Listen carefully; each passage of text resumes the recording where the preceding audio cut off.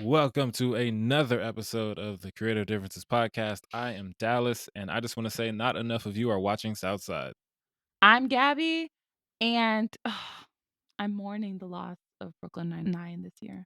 Oh, And I'm Demi, and as hard as my movie list was, my TV show list was probably even harder. Welcome to another episode of the Creative Differences Podcast, your one-stop shop for movie reviews, Throwback Thursdays, Fancast Fridays, and a number of other pop culture-related items. Today, we are continuing our yearly recaps, and we will be doing our top 10 favorite TV shows of 2021. Woo woo. yep. If you're wondering where Colin is, he's still deciding if he rocks with us enough to come back for these. So stay tuned this week to find out if he does.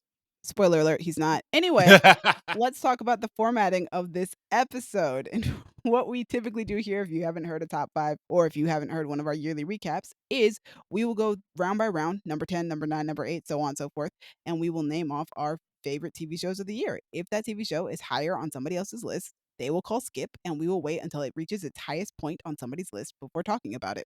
Yes, for example, if Demi's number 10 is Taxi Cab Confessions, and Gabby's like, yo, I love that show. That's my number 5. Then we skip to we wait until number 5 to talk about Taxi Cab Confessions. That won't What happen because I think what that is show's been that? off the air for like 20 years. Don't worry about it. Don't worry about I'm it. afraid. Please like, please share, please subscribe, please everything. We're so tired, and we just need the support. We're Please. so tired. We're Give so us tired. motivation, please. We need it. Please, we want some sponsors. We want to be able to make those like purple mattress commercials. Yeah. I don't even want to do that. I'm just starting to regret the fact that this whole series was my idea. You did this to You brought yourself. this I on did it to yourself. myself. You have no one but yourself to blame. Exactly. But we love it for some reason. Anyway, let's start with our honorable mentions. Dallas, what are your honorable mentions for TV shows in Oh, 2021? boy. All right. Honorable mentions are Invincible, WandaVision, Hawkeye, Dave, and Young Rock. I'm Nice. sad we're not going to be able to talk about Hawkeye Me too. I was really hoping you and had it in your top 10. Invincible. Ah, dang it. I Ooh. just, I'm so He upset. just removed I it. just knocked off Invincible Gotcha. like a couple of days ago. Gabby, what's your honorable mentions if you have any? Yes, my honorable mentions are The Great North, Final Space, and Loki. Dope. And my honorable mentions are Reservation Dogs, Hawkeye, Prodigal Son, which just ended this year, sad face, Sex Education, and Star Wars Visions. Wow. So, number 10, Dallas. Start us Number off. 10. My number 10 is Hitmonkey on Hulu. Oh. Yes. Created by Will Speck and Josh Gordon. All episodes directed by Neil Holman. And it stars Fred Tatasciore, Jason Sudeikis, Ali Maki, Olivia Munn, Nobi Nakanishi, and George Takei. Nice. Yes. If you don't know what this is, Hitmonkey is based on a comic book about a monkey that's a hitman. Hence the title, Hitmonkey. That sounds stupid, but all Oh, right. yeah. It's, oh boy, you should see the show. It's so much fun. It's so ridiculous. I watched the trailer and I thought, hey, Jason Sudeikis, again, look at the range. He's being back to playing the character he usually plays.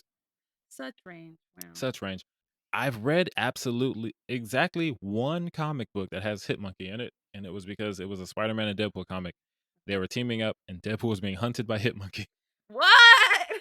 And it was one of my favorite exchanges between him and Spidey because they're running from the monkey. And Spider-Man is like, hey, you have a healing factor. Like, you won't die. Why are you running from him shooting you? And Deadpool's like, getting shot hurts, man.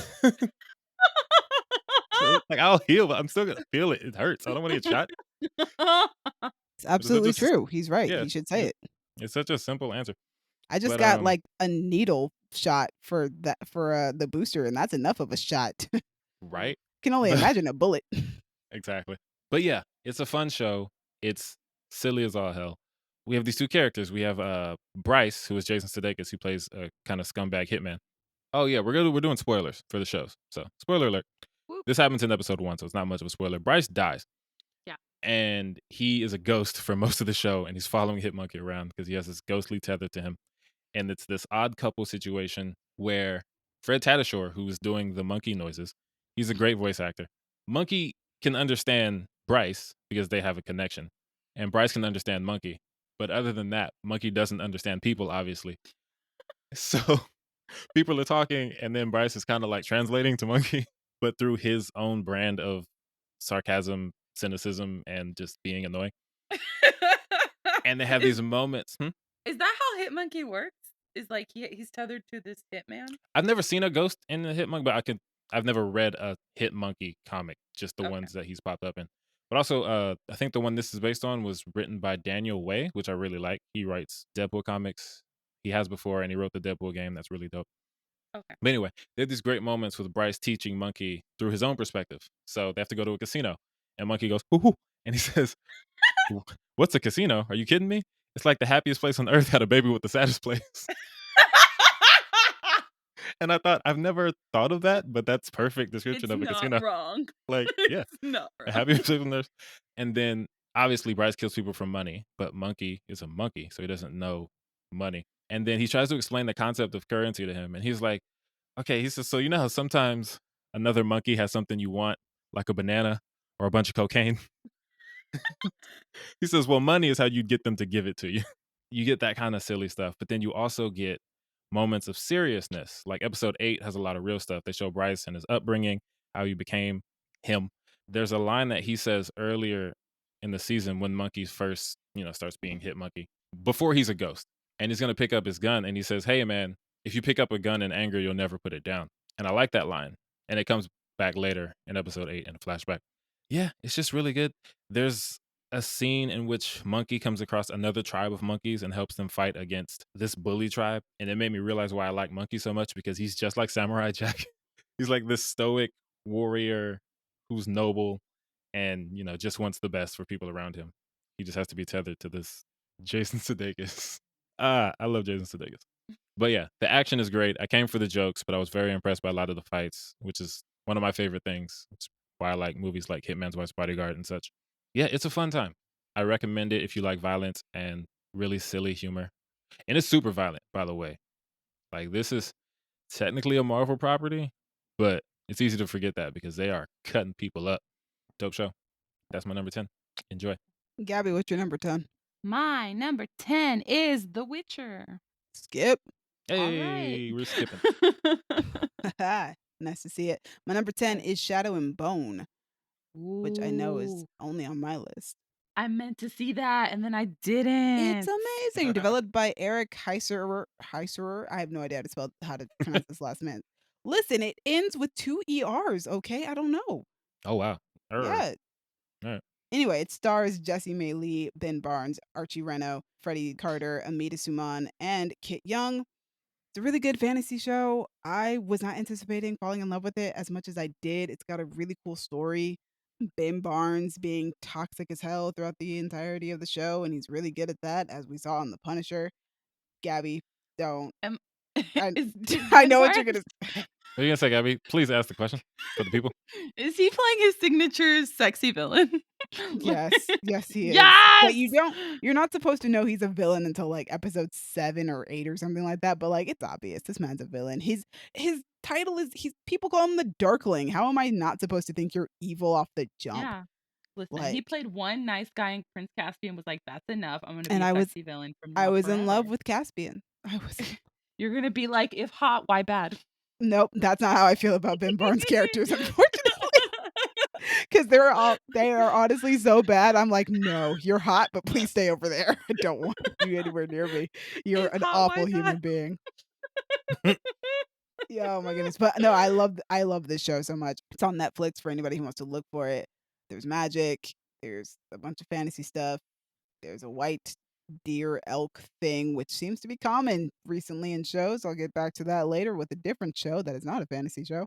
It's so good. And the entire cast is great. I didn't even list off everybody who's like technically a star of the show because there are so many people on it. An actress named Daisy Head is on the show. And first off, love her because her father is Anthony Stewart Head, and he's Mm. amazing. Most well known for probably Buffy the Vampire Slayer, where he played Giles, Ah, and I'm obsessed with that show. I know, he's It's like a one of my bad favorite shows. guy. Yeah. But her character is named Jinya. I love Jinya so much. Jinya is the main character's like stylist when she gets to like the royal palace or whatever. And she's amazing. I just love her entire personality, but also she'll break your heart. Hope that season 2 has more of her because I think she might have been my favorite character on the entire show. Also, there's obviously a love triangle, because it's a young adult. Mm. It's based on a young adult novel. That's how we do. That's how we do. But it's very clear which one you should be shipping. Okay, I like Spoiler this. alert, if you're shipping her with the Darkling, you're probably wrong. Because that man is evil. That sounds like something I would do. I would ship her with the It Darkling. does sound Lis like something you would do. Here's my thing, if you're shipping them, I just want you to acknowledge That is that toxic? he's bad and that it's toxic, that's it. Ship all you want to, as long as you realize it's toxic. So he's trash, but I still want her with him. Yes. Oh, but the best ship on the show is oh my goodness, it's freaking Kaz and Inej. They're so great together. I love them so much. They're like from like a poor city, like across the like I think it's called the Seam. There's a thing called the Seam. It's like a big black veil that you have to travel through to get to certain parts of the country. It's dangerous. Tele dangerous is what the entire show is kind of based around. But oh my gosh, Kaz and Inej are just so perfect together, and I love them. That's the best ship on the show. Forget the love triangle. Kaz and Inej are what you need to be looking at. And then they hang out with this guy named Jesper, and he is a gunslinger. And this man, so cool. His gunslinging is so amazing. But There's yes, guns? there's guns. It's so good. Damn. So good. Okay. But yeah, that's Shadow and Bone. You guys should check it out if you're into fantasy stuff. It's on Netflix. It's super dope, and it's pretty short. There's only one season, and there's only 8 episodes. Number 9, guys. Number Numero 9. nueve. Moving right into it. We set up a recurring thing yesterday with I'm not getting skipped because you guys are cowards. My number 9 is Midnight Mass on Netflix. I knew No, it would thank be. you. No, thank you. It's created by Mike Flanagan. Just he's so great. It stars Kate Siegel, Zach Gilford, Samantha Sloyan, Rahul Kohli, and Hamish Linklater. So we did an episode in which I got to talk about Midnight Mass. I don't remember which episode it is, but I'm sure you can find it. Good luck. Oh, I didn't even mention what episode I talked about Shadow and Bone in. That was episode 119. I think that's a quarantine watch. It Oh was our man, final quarantine watch. quarantine watch, actually. Wow, man. We might have to start those Oh my again. god. Gabby, don't say it. Oh no. Oh Don't no. put that evil on me, Don't Ricky jinx Bobby. it. Knock on wood. Anyway, continue, Dallas. All right, Midnight Mass. So I said a lot about it. I'm gonna treat this kind of like I treated Spider-Man yesterday. I'm just gonna say the stuff that I didn't want to say last time because it was spoilers. The show, mm, it's so good. Like the horror is so on point, but the storytelling is way more impressive. This show is a drama that's kind of I don't want to say masquerading as a horror because there's horrifying stuff in it. There's freaking vampires in it. It's a vampire story. Didn't see that coming. The drama, the heartbreak, the family trauma, everything. Mike Flanagan is so good at weaving drama into his horror to the point where you're not even sure which one you're watching more. Yeah, this one's definitely it hits. I want to say there's a character named Bev who I talked about last time. She's played by Samantha Sloyan, and she is the overzealous, racist, super conservative, evil lady of the show, and I hate her, but she's so gangsta. It's like I have to respect it. There's a scene in which I'm going to remind you again, spoilers. Pretty much everyone is a vampire after a certain point of the show. Okay. Like there are a few good guys who aren't, but Bev definitely is. And Erin, she has my heart. She's played by Kate Siegel, and she's just like this idealistic version of. This show is kind of like there are two types of people, and this show is there are two types of religious people. You have the evil ones like Bev, and then you have the actual good ones like Erin, who you know, God is love, everything that religion should be, Yeah. not taken to be by evil people. They need to escape, and Bev is sitting there, being a vampire. She's not like Dracula. She's just if you kill her, she's just gonna come back in like a few minutes. Oh, wow. Yeah, so they're trying to escape. Bev is there. Kate has a gun. She points it at her, and Bev is like, "If you kill me, I'm just gonna come back in 10 minutes." And Erin shoots her. She turns to her group and says, "We got 10 minutes," and then they run. It's one of my favorite moments. Oh, that's great. And We then got 10 minutes. And then Bev, being all kinds of gangster, she shows up later. She throws a Molotov through the window and she yells from the front lawn, "I like to finish our discussion from earlier." It's so gangster. And oh man, shout out to Samantha Sloan. She's Sloyan, I think that's how you say her name. She's really good. Now that we've had our fun, I want to talk about one of the most impressive and heartbreaking scenes in the show. And then I'll move on. So Riley is our main character. The show starts with him committing a hit and run because he's drunk, and he kills a woman in a car accident. And throughout the show, he's seeing visions of this woman, like, damaged. And she doesn't say anything. She just stands there and, like, stares at him. So he's dealing with that trauma and guilt the whole time. Aaron is Kate Siegel, the love interest. He gets turned before she even knows anything about these vampires. Oh, And wow. he wants her to run, like, leave the town. They're in this small island town. Yeah. And he knows, hey, if I tell you, he tells her everything, but he's like, obviously, I can't convince you by telling you, but I don't want you to try. I just want you to leave. Like, I just want you to run. I need you to believe me. Please run. So he decides to kill himself by combustion in the sunlight in front of her so she'll believe him and, kick rocks. Yeah. They're sitting there and they have this like conversation. They have a couple conversations in the show that are just really powerful. And this is one of them. And the sun is coming up. And I'm thinking, oh no, we're about to watch this dude combust in the sun. And the sun comes up, and right as it's hitting him, it cuts to a scene of him on the water, like a dream he's described before. And it's the woman that he hit, but she's healed. And she extends her hand to him, and it's kind of like she's leading him to peace, like to the afterlife. And I thought, wow, that's really beautiful and it's really peaceful. And it's such a subversion because I thought we were just going to watch this man burst into flames. We get to see him just peacefully go into the afterlife. Mike Flanagan was like, psych. And it cuts back to real life. And then you just see the fire where he was. And you see Aaron screaming and crying. Kate Siegel is so good. Like her screams and cries were haunting me. And it doesn't help that the credits roll and there's no music. It's just her continuing to scream. The whole credits run with her screaming, crying. It's a lot. No, It's so much. absolutely And I was not. like, Mike No. Flanagan, why did you do this to me? Like, it's No. such a good, like, But it's so the like, main character dies? yes. And then it's just like, What? it's like you're gonna suffer, but you're gonna be happy about it. That's how I feel watching No. this show. No. Man, Mike Flanagan, why do you And do that this bitch to me? don't leave. Then she gets turned. So he died for no reason. No. It's very complicated from that point No. forward. No, thank But you. yeah, it's such a good show. If you like No. Mike Flanagan stuff, No. you'll definitely like this one. If you like horror in general, like me and Colin, he's not here to say he doesn't, ha ha ha, then you will like the show. He's not here to defend himself. Yeah, Absolutely he's not here to not. lie to the No, people. thank you. I'm not about it. Absolutely not. But yeah, No, that's my thank number you. 9. I'm Gabby, not. what's your No. number 9? Not that.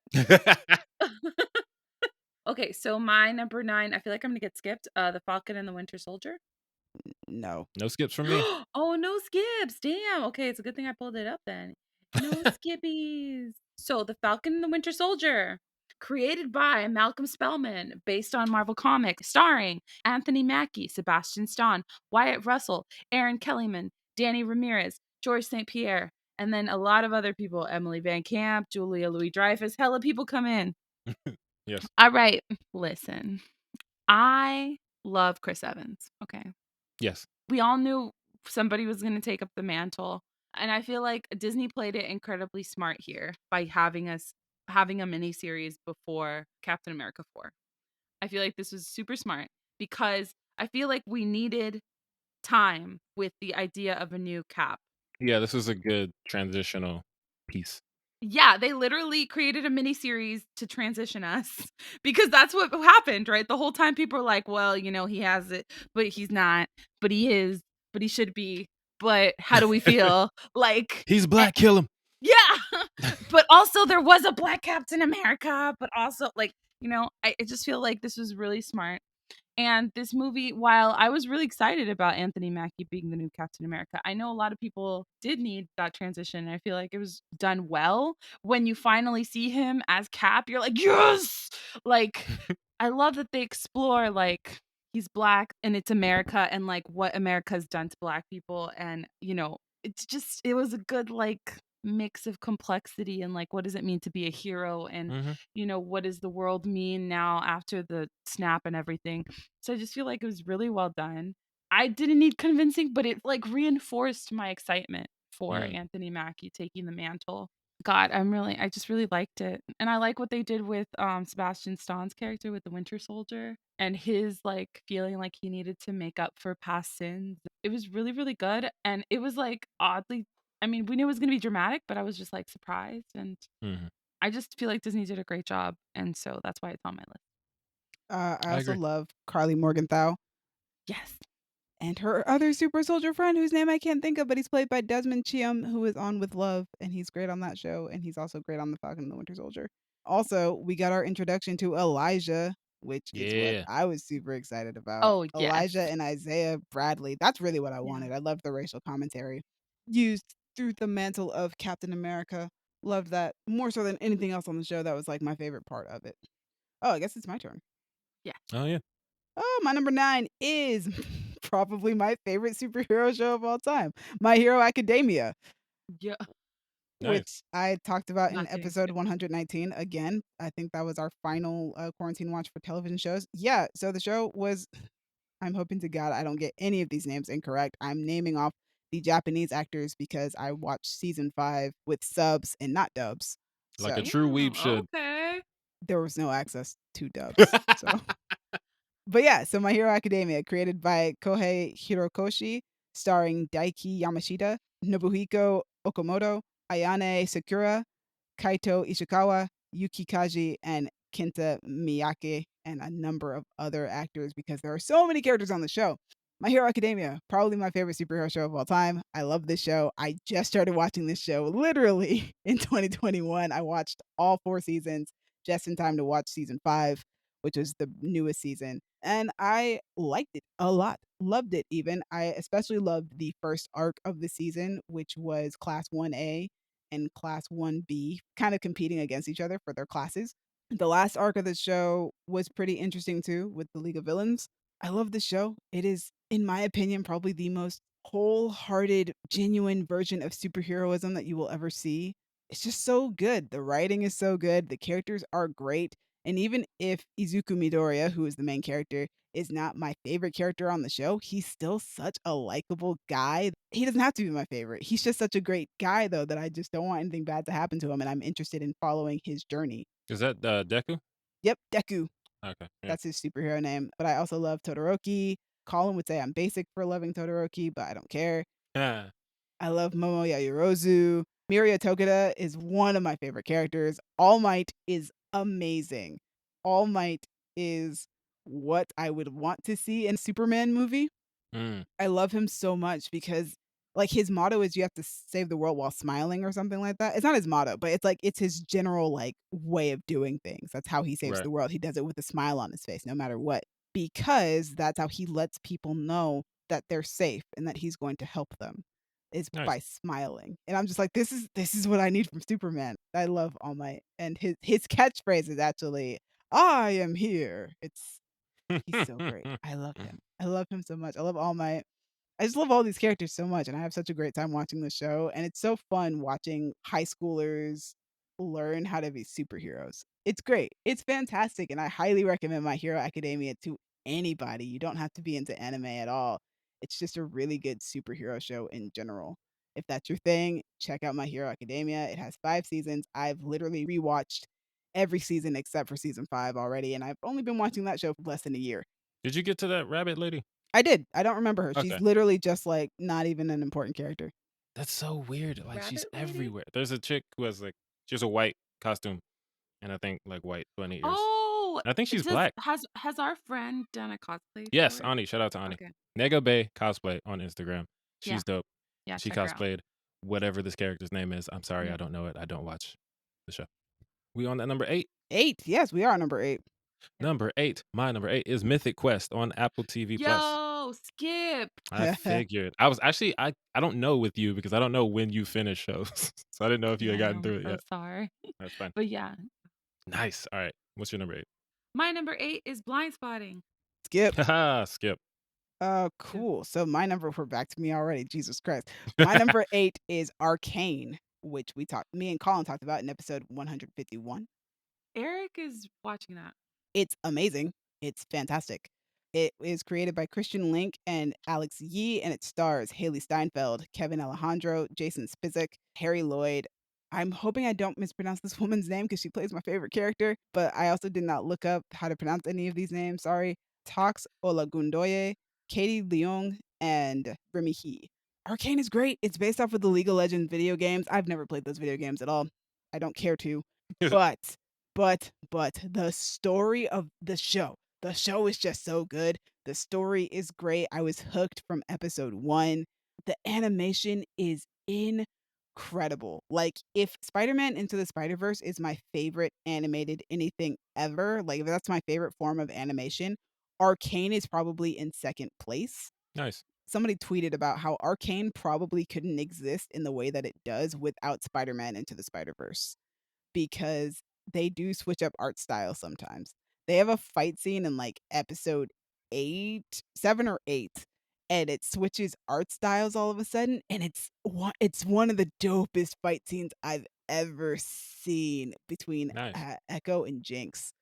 The show is so good, and all the characters are so interesting.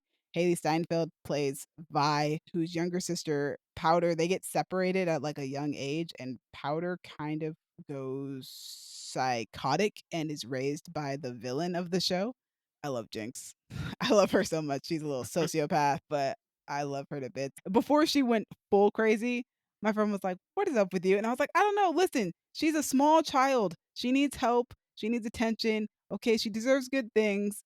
She might be a sociopath, but she's a child right now, okay? She needs some love and attention." She got it from the wrong place, apparently. Ah. We have Jace and Victor, who are like geniuses and create this new scientific technology called Hex Tech, which is like a combination of magic and technology. And it's so cool. The show also has my favorite freaking character design ever in life. There is no character I've ever seen that is more beautiful than Nell, my daughter. I can't pronounce her last name right now. Medarda. Medarda. It's such a weird last name. Blech. So many D's and there's an R before one of them. That's my mouth does not want to make it.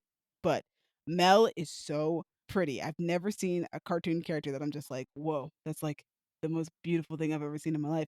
And like it's a black woman character. Man, they light her so well, and she's got like gold flecks on her cheek, and she's got like locks or something. Like, she's so well made. I'm like, look at them making black women so beautiful. We love to see it. Love it. We just love to see the representation. Yeah, I highly recommend it. I can't say enough good things about Arcane. It's just so much fun, and I'm so glad that they're getting a season 2. There's only 9 episodes so far. It's on Hmm. Netflix. It's a very interesting story. It left off on a cliffhanger, and I need to know where that cliffhanger is going to end, because if they kill my girl Mel, I don't think they're going to, but if they kill my girl Mel, we riot in the streets at dawn. Yeah. So, but yeah, that's my number 8. It is Arcane. Number 7, Nice. guys. Number 7. My number 7 is also my number 7 from last year. It's Archer again.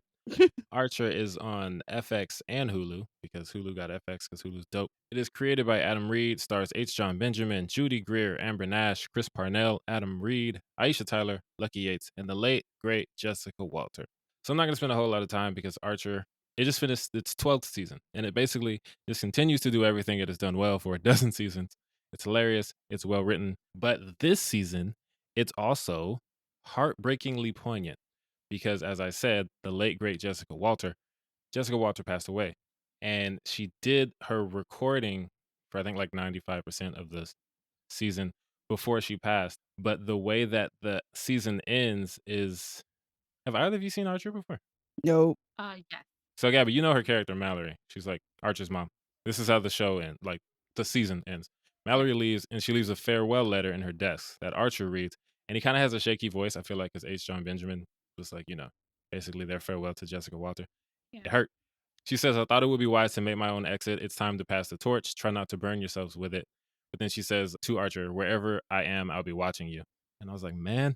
Then they show Mallory and her husband, Ron Cadillac. He's this old guy who is canonically her husband in the show still, I think. They introduced him like seasons ago.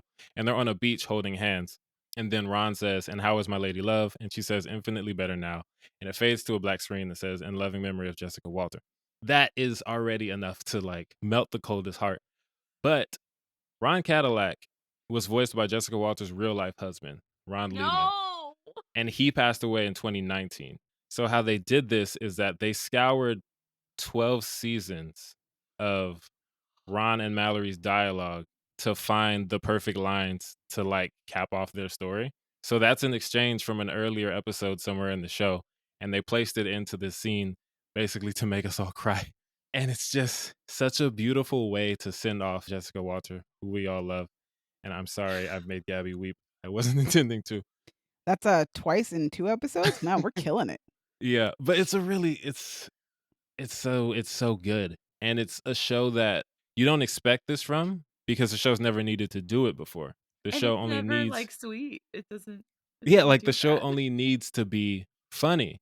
And every once in a while, you'll have a sweet moment, like between Archer and Lana, or Archer trying to protect Lana. Like when she was pregnant, they had a lot of sweet moments where you show that Archer really cares about her. But it was nothing to this level because, this is how you do a perfect send off to someone who has passed away. And it's just, it's not what I expected from Archer, but I love it. So shout out to Archer. The recommendations basically, you know by now if you like Archer because it's been on for 12 seasons. It's been on for a while. It's been on since we were in college. Right, but it's super funny. Like if you like stuff like Arrested Development, Always Sunny, just really, really bad people being mean to each other, but in a hilarious way, you'll Yeah. like Archer. And you have a Yeah. lot of shows to catch up on.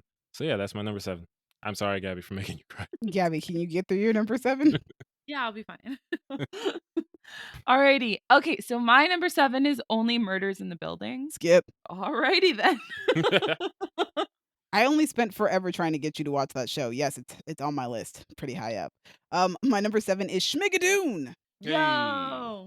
Schmigadoon, I talked about it in episode 137. It was created by Ken Dario and Cinco Paul. It was directed by Barry Sonnenfeld. I'm only mentioning directors for shows where the show is directed by only one director. makes sense. It stars Cecily Strong, Keegan-Michael Key, Kristen Chenoweth, Fred Armisen, Dove Cameron, Jaime Camille, Alan Cumming, Ariana DeBose, and a bunch of other people. Schmigadoon is amazing. It's a musical comedy. It's about like an estranged couple that end up in a really weird musical land where everybody lives their lives as if it's like a 50s musical or whatever. And you can only leave with the person that you're in love with. And they are having a hard time leaving because apparently they are no longer in love with each other and they have to find their way back Ah, to each other. yikes. Cecily Strong and Keegan-Michael Key played the couple in question. It's amazing. As somebody who is a musical fan and somebody who also likes comedies on occasion, the mixture of the two for this is amazing. The songs are very reminiscent of like old musicals. And the show looks like an old musical too. It looks like obviously it's shot on like a soundstage and it's meant to look like it's shot on a soundstage. It's supposed to look like one of those Wizard of Oz Yeah. type of sound stages. And I love that so much. The show is on Apple TV Plus. It's only 6 episodes, so it's super easy to get through, especially since every episode is like a half hour. And even if you don't like musicals, I watched like the first couple of episodes with my dad, who is not a big musical fan, which is funny because he's a music producer. But even he found the show to be like pretty good and pretty funny. And it also helps that Keegan Michael Key's character, he represents the people in the world who don't like musicals. So he will call out the musical aspects of the show and say that they're so ridiculous. And he's like, no, I'm not going to sing. No, I'm not going to do this. No, you guys can just talk to us. Please just talk to us. Please don't start another song. The show is shot really well. Everybody on the show is so talented because I think everybody on the show is first off I think they're like Broadway performers or theater performers and they've all done like live theater with music and that's why they're also talented. I think a lot of the songs are sung live if not all of them. Ariana DeBose, I think, probably was supposed to have her, like, first on-screen debut in West Side Story, but because it got pushed back, Schmigadoon came out first. So that Hmm, was the first thing that I saw her in, and once I saw her in that, I was like, "Yo, she's gonna be absolutely astounding in West Side Story," and I was correct. She was amazing in West Side Story, and she's phenomenal on Schmigadoon as well. I'm a huge Dove Cameron fan and she's great on this show. Everything about it, super good. If you're into musicals, even if you're not into musicals, I still highly recommend it. And like I said, it's super short, super easy to get through. So that is Schmigadoon. Schmigadoon. For those who are wondering, it is spelled Schmigadoon! Exclamation point. Yes. It's a play off of the musical Brigadoon. Huh. Didn't All know right, that. guys. Number 6. Number 6. Woohoo. My number 6 is Young Justice on HBO Max. This is the only show on my list that is currently not finished because Young Justice has really long seasons and they break them into halves. They surprised us with it after Fandom. It is developed by Brandon Vietti and Greg Wiseman, stars Jesse McCartney, Kari Payton, Jason Spizak, Nolan North, Danica McKellar, and Stephanie Lemelin. I will not be giving spoilers for the show because the season is not over, and that feels weird. And Greg Wiseman keeps tweeting about how people shouldn't spoil it, so I don't want to I don't want to make an enemy out of Greg Wiseman because I love him. He made Gargoyles. All right. Yeah. Fair point. So far, this season has been broken into separate arcs. Demi, are you caught up? I might be like an episode or 2 behind. I keep doing that. I keep forgetting, and then I'm like, "Oh wait, I have episodes to catch up on." Right. I think I finished Artemis's arc. Okay. They start with McGann on Mars, and then Artemis and Cheshire get theirs. And then Zatanna and her proteges I are did see the working first on episode of their arc now. Zatanna's. That's right. So we're on season 4 right now. Young Justice has been one of my favorite shows since season 1. Yeah. And then in season 3, it became not a kid show because it went Oh from my Cartoon gosh, no, Network it and stopped. then, The Grave to DC Universe and then HBO Max. Just like where they can take this show when they're not bound to Cartoon Network rules, it's so dope. It's a superhero show, but it's not just for kids. Not even just like, oh, there's blood now, but just to see what they can do with their full creative vision. Like the scene to me with the fight in the dark and the Oh, lights are that's such a reflecting off the good. swords and everything. That was so All good. that stuff is so good.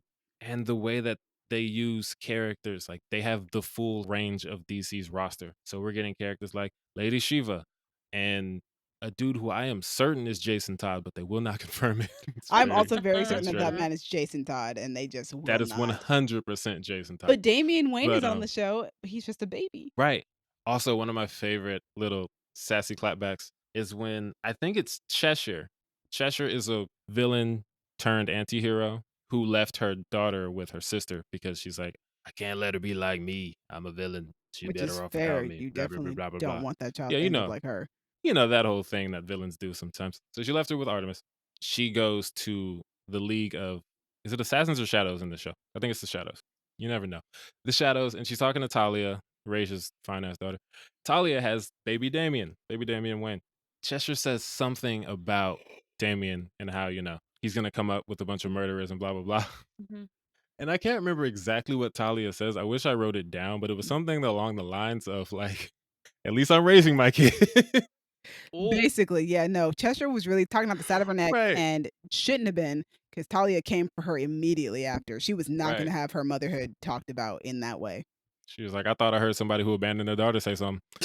Oh shoot! That was how that But entire exchange basically went. And I was yes, like, ooh, and ooh, Talia, right, damn. Totally scrapping with her words. But She's yeah, not wrong. so the show is well written. The action is great. One of the more recent episodes, Dr. Fate is kind of testing Zatanna's proteges, and he basically makes them face their insecurities, like in a personified version. It's magic. It's wild. Khalid is one of her proteges, and he is a med student. He is they're called a homo magi. They're like not species, but a type of people who have magic. Yeah. And he's also a Muslim. So you see his family in his mind, the projections of his insecurities, and they're questioning him on, you're supposed to be focusing on becoming a doctor. You should be focusing on your faith, not magic. Like, how are you a real Muslim? Blah, blah, blah, blah, blah. It's such an interesting way to do representation. And that's one of my favorite things about the show. Every demographic has been represented, whether it be LGBTQ plus, different races, different religions. Like every perspective has been represented at some point over the 4 seasons, and they do it well. There was a bit of controversy with something last season because one of the characters was like wearing a hijab, but she's not Muslim, but she was like occupying the body of a woman who was Muslim. But it's really complicated because comic books. But also, they really were just aggressively murdering the one Muslim appearing character on the show every episode almost. Yes. And that's fixed now because Khalid, to my knowledge, has not been murdered yet because he can't just come back. Gabby, for clarification, the character they're murdering has an ability where she'll basically just Heal. come back from anything. Yes, Yeah. you told me about this before. You told me. Yeah. About Yeah. So they're like, hey, we Halo have a character who basically can just die a bunch of times. So let's just kill her. in And the most Yeah, brutal you- ways that we possibly can. Yeah, I know. It's why I can't watch that show. and they do. You can. But It's just No. you gotta you'll be avoid when fine. it's only season 3. It hasn't happened in season 4 at all. No, she's barely there in season 4. But great show. Fun It's an time. amazing show. Yeah, if you like superheroes and you can keep up with like 1,000 characters because they just keep bringing new people in. then I recommend it. It's on HBO Max. Check it out. Yeah, I feel like even though they have so many characters, the only times I ever get confused are when, like, we have to meet up with the Roys because there are so many Roy Harpers in this universe because 'cause they're clones and they all have It's different ridiculous. names, and I have to remember the backstory for each one, and I'm like, "Okay, which one are you again? Okay." Right. It's like I was the one who was guardian. It's like that nigga was a clone. They didn't tell us that. And then there's, like, William, I think Yeah. William's the one that we started with, but we all thought his name was Roy, but then he changed his name to William. He's the one with the kid. And then there's actual Roy Harper who is missing an arm. There's so many things going on with all the Roy Harpers, It's too many Roys. which is, nice for me as a Green Arrow fan, but dear God, Yeah, too many Roys. too many Roys. All right, what number are we on again? 6? That was my number 6. Yeah, Gabby, what's your number 6? My number 6 is Reservation Dogs. Hey, it made Love it. that show. So glad somebody's Yay! gonna talk about it because I felt bad. This show is great, and it also broke my heart. Okay, so Oh yeah. Reservation Dogs on FX, created by Sterling Harjo and Taika Waititi. It stars Deveray Jacobs, DeFaro Wunatai, Lane Factor, and Paulina Alexis. The series followed the lives of 4 indigenous teenagers in rural Oklahoma as they spend their days committing crime and fighting it in an effort to get to California. It's a good ass show. That is correct. so, It is that. so this show, what the premise doesn't tell you is that it's 4 friends trying to get to California while simultaneously mourning the loss of the 5th member of their group. Yeah. Honestly, even then, it's almost an episodic comedy show. Yeah, it's real funny though. It's so funny. Love this show. You have a lot of moments of Drama. levity that are intercut with drama. Yeah. This is like the first show or the first thing I've seen Devery Jacobs in that doesn't make me like just weep after and doesn't make me like super deeply sad. I mean, the other stuff I've seen her in is just like, oh, so I'm just gonna be sad all day now.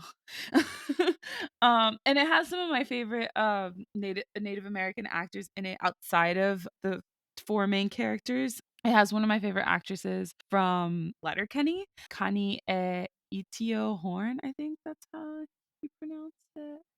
Ganja Guys, we're Digo. just gonna apologize now for any I'm names so that we have been sorry. butchering. I'm so, so sorry. She's also credited as T.O. Horn sometimes, but she used her full name for the show. She's amazing and she plays an awesome character in Letterkenny. And I was like, oh my God, there she is. She was the deer lady. Oh, she was dope. I loved her. I liked her a lot. I want to say shout out to Zahn McClarnon, who plays the sheriff. Is he a sheriff? The cop. He plays the Native Yeah. American Big. cop in town. Yeah. Yeah, He's Big. great. He's Yeah. great. He was also great on Hawkeye for the short amount of time that he's on the show. Oh, he's on Hawkeye. He is on He is. Hawkeye. Ah. He's And I love fantastic. that like he like loves the deer lady because he was like, I'm a good guy. And she said, as long as I'm good, I'm good. Yeah, that was really sweet. Oh. It's such a good show, and I can't wait for season 2 because it's probably going to be just as good, but also And probably just as just as sad at times. heartbreaking. Yeah. Yeah. That reminds me, when I was a kid, I would read a lot of Sherman Alexie books. He is a very famous Native American novelist, and he wrote this book, The Absolutely True Diary of a Part-Time Indian, which was like semi-autobiographical. The book was kind of like the show, where it had a lot of moments of like him just being an idiot kid, intercut with just like depressing parts of living on the res. Mm, So like you'd have him like he won the basketball game and then his auntie or like his grandmother is hit by a drunk driver in the same week. So it's goodness just like gracious. fucked up sad shit but intercut with like really great moments. And this show reminded me of that a lot too. Makes sense. It's just so good. There's not much else I can say about it other than it's fantastic. Dallas, Shout out Bill Burr. Bill Burr. Bill Burr's in Bill Reservation Burr's in the Dogs. show. When? What? He's the driving instructor. Oh, that's right. He's the driving instructor. I totally forgot about that. That was a good It's my episode. favorite episode. It's so Yeah. I didn't It's so expect him to be good. there. But Yeah. he's playing like Bill Burr, but with a hint of compassion, Yeah. which So is like lovely. normal Bill Burr. I'm sure like Bill Burr that isn't his public image. Yeah, It like seems like that's what he's like in yeah, you private. can tell that Bill Burr has some compassion because of the way that he gives his really mean jokes. It's like there's an understanding there. It's weird to say, but you get it No. if you I know listen. what you Yeah, mean. if you know stuff. It's like he knows. Yeah. Or like his stage persona is like what he wants to actually say in the moment, but Mhm. it comes from kindness. Like the white women Gucci boot Oh my like god, I love that so observation. much. It comes from like outrage, right? Outrage because of an injustice he's right. Right, like he's saying this about white women, but it's coming from a place of look how this country is treating actual minorities. Yeah, He feels that compassion. But yeah, exactly. he's dope. The show's dope. It's an amazing show. And Mhm. it's on Hulu for anybody who doesn't know where to find it. It's true. Yeah. Hopefully next year it'll just be on FX because they're getting rid of the FX on Hulu thing. They are? Mhm. No. I need that. Well, no, they're getting rid of the, like, exclusively FX on Hulu thing that they were doing. Because remember, Reservation Dogs Oh, wasn't airing on TV, it was just coming on Hulu. right. That Oh, was a really okay. weird I and confusing understand. thing I that they were doing. understand. I understand. Okay, got Okay, it. I was like, I still need FX shows to be on Hulu because No, Atlanta's coming Yeah. back. those will probably still be on Hulu, it's just that it won't only be on Okay, Hulu. it won't be like FX on Hulu. That was really weird. Yeah, Okay. it was a Got it. strange Got it. Got it. situation. Yeah, Disney's stopping that. Got it. Anyway, my number 6 is Only Murders in the Building. Yo, I let's talk love about Hey. it. So, Only Murders in the Building was created by John Hoffman and Steve Martin, and it stars Steve Martin, Martin Short, and Selena Gomez. Yes. I freaking love this show. Yes. Literally every week, I was like, I don't know how this show continues to get better, but it does. Me and Colin would text each other, and I was just like, dude, how is this show so good? And we spent weeks trying to get Gabby to watch it because the I'm show so was sorry. freaking made for people like Gabby. Yeah, it was made for me. So I used to love Woody Allen movies. It's like Woody Allen movies without the controversy, but like a show. It's so interesting that when describing how this show was made for you, you went right to Woody Allen. Yeah, I'm sorry, but that's the vibe. It's like, Gabby, you listen to every true crime thing you can get your hands on. Oh, that's that too. It's definitely And like you- why about we were people. recommending it to Oh, Right. you, not sorry. because we know anything about Woody Allen movies. We Because didn't No, I watch- meant don't. like I thought it was the vibe of the show. No, it's also the true crime. No, Goodness, like, Gabby. I want the to clarify podcast. that me and Colin were recommending it to her for the true crime aspect of it, not the Woody Allen part, because me and Colin both don't watch Woody Allen movies.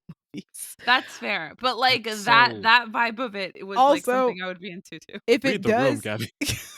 Whoops. also if it does have those sort of vibes, it does it without the strange romantic age differences. Yeah, that's what I Because was Selena saying. That's what you said. Gomez is just their friend. Anyway, Yeah, it's great. It's like no creepy, just vibes. just No vibes. Just creepy, friendship. just vibe. The only creepy thing here is the murders. Anyway, Dude, the yes. the And the adorable podcast they're trying to do. so like I love this show because it's so cool. It's just it fits such a modern age, and like it's literally a show about true crime podcast fanatics trying to solve a murder in their building and creating a podcast about the murder in their building. I know, it's great. insane. And it's an amazing show. Steve Martin and Martin Short are hilarious in it, as they are always hilarious together. They have a comedy special on Netflix that I absolutely adore. It's so funny. This show reminded me how much I love Selena Gomez. I used to be such a huge fan of hers back in her Disney Channel days. And I was just like, oh man, I forgot that like I used to be a huge fan of hers. And she's so great on this show, like representing like Yeah. what is she? I think she's supposed to be Gen Z in this show. She might be a millennial in this show, but I think she's supposed I to be think Gen she's Z. millennial. I think she's playing think younger it's than she millennial. is. Anyway, Okay. it's just so funny because of the age differences, the generational differences. They have different things that they're into, obviously, and they try and learn new things from her, or she'll say things that they don't understand. It's Okay, absolutely you know, hilarious. there's this adorable scene where they're like, "Oh, we should bring in Mabel," and they're like, "We should call her," and they're like, "No, we should text." Yeah. And then they text her to come. It's It- so cute, but it's accurate. I love that Don't show call me. so Text me. much. And I was so happy that they got picked up for a season 2 because I was like, Yes. I need to know what happens next. It ended on a cliffhanger. Cara Delevingne recently got cast to be on the show. I'm super hyped for season 2. The show is on Hulu for anybody who doesn't know where to find it. It's so freaking good. It's so good. It's well written. I love the differences in all their apartments, like the production design. I love the costuming. Oh, it's so good. And then just like the mystery of it all. Also, 'Cause, like- Tina Fey is on the show occasionally. Nathan Lane is Yes. on the show. Divine Joy Randolph is on the show. I read an article that was like how Only Murders in the Building assembled the most New York cast ever, and I'm like, they're not wrong. Guys, This headline is not incorrect. Sting is on this show. It's Yes. hilarious. There's so many cameos. And it's all just like extremely New York actors and or musicians. Ugh, it's so good. It's so great. I wasn't surprised, but I was surprised that I was like so excited about it. And then I was like, ah, yes, a true crime podcast. Yes, podcast of it all. It took us weeks to get Gabby to finally watch it. Weeks. Yeah. The show was like almost done by the time we got Gabby to try and watch it. And they were coming out weekly. All right, so let's move on to our top 5. Top 5. Yay, Dallas. top 5 family. Number 5. Number 5 is going from DC to Marvel. What If on Disney Plus? Woo! What if ... question mark. That It used to is be on my honorable mentions, which was also about 10 or 11 shows Yeah. long. It is created by AC Bradley and stars Jeffrey Wright and a bunch of actors who are from the MCU and a bunch of actors who are not from the MCU. It's an anthology, so I'm not listing everybody. That would be insane. It's almost the entire MCU. Yeah, it's so many people. I love the show. They put out 5 Disney Plus shows for the MCU, and this is my favorite, which says a lot because I like pretty much all of them. Yeah. But I love animation. I love anthologies. I love superheroes. It's simple math. Like Demi said yesterday, talking about the reason she likes Black Widows. You just take the equation. What are the things I like? Anthologies, superheroes, Plug and cartoons. chug, man. Boom, boom, boom. Plug and Plug and chug. chug. That Yeah, sounds it's weird, but 2 plug plus and 2 chug. equals 4, guys. Also, freaking Chadwick Boseman In his T'Challa final performance. is in a few episodes. He's I in can't remember. several. He's in like 3 or Yeah. 4. Right, and he's the protagonist of what is my favorite episode, one of my favorite episodes of TV all year, when he becomes freaking Star-Lord. He's just the best at it in every aspect. He's good at making plans. He's good at fighting. He talked Thanos down from genocide. Damn. If you ask Thanos, it wouldn't be called genocide. That's true because it's random. Gabby, have you not seen the show? No. Oh my God, Gabby. I know. You're not the only It's- person. I had one of my coworkers that I bond over Marvel shows with. He's like, why? haven't You you? would love it. There's a femme fatale version of Nebula. She's amazing. She's the best version of Nebula. And I ship her with T'Challa. Gabby, she calls him Cha-Cha in a No. sultry femme fatale voice. And that was Karen Gillan's idea to call him Cha-Cha. Karen Gillan has a lovely voice in a like weird, raspy, alluring way. That version Gabby, of Nebula if you stayed in my want, head we'll way too just long. tell you which episodes to watch that won't make you sad. True, Hopefully. they definitely have some sad ones. They have a lot of fun ones, like Okay. Thor being basically a frat boy, Such Ooh. a good episode. landing in Vegas, and then Captain Marvel has to fight him because he's being an idiot. How many episodes are there? 9. Also, the last 2 episodes I absolutely adore. Also, I was saying when I was reviewing Black Widow that Black Widow did a lot of justice by Black Widow. Natasha. I feel the same way about What If. When I was watching What If, every time Natasha was in an episode, I was like, finally, another MCU property that's respecting Natasha and understands how important she is. Thank God somebody gets it. There's a Natasha stand in that writer's room. I know there is, and I appreciate you for all that you've done.